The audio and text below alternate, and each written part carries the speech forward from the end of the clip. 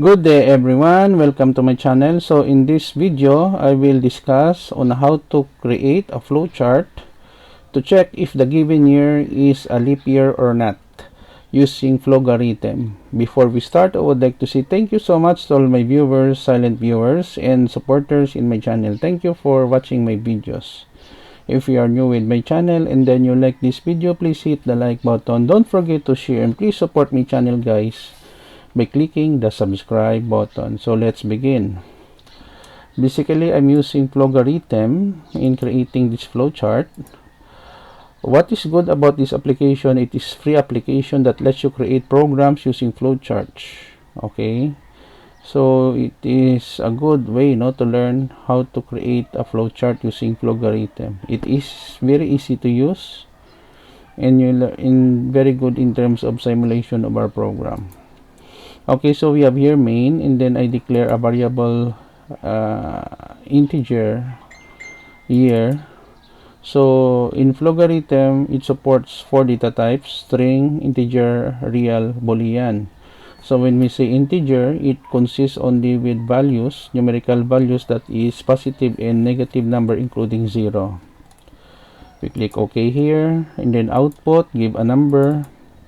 Okay, so here we enclose with double quotation. Input year, the variable. Using diamond conditional statement, we have here the expression to check for leap year. Percentage modulus 4 equals 0. If it is true, the given year is a leap year. If it is false, the given year is not a leap year. And then end. Okay, let us run our flowchart. So give a year, no? So let's say 2004. 2004 is a leap year. The given year 2004 is a leap year. So let's say 1941. 1941, the given year 1941 is not a leap year. Let's say we have 2023. Enter. The given year 2023 is not a leap year. 2024. The given year 2024 is a leap year.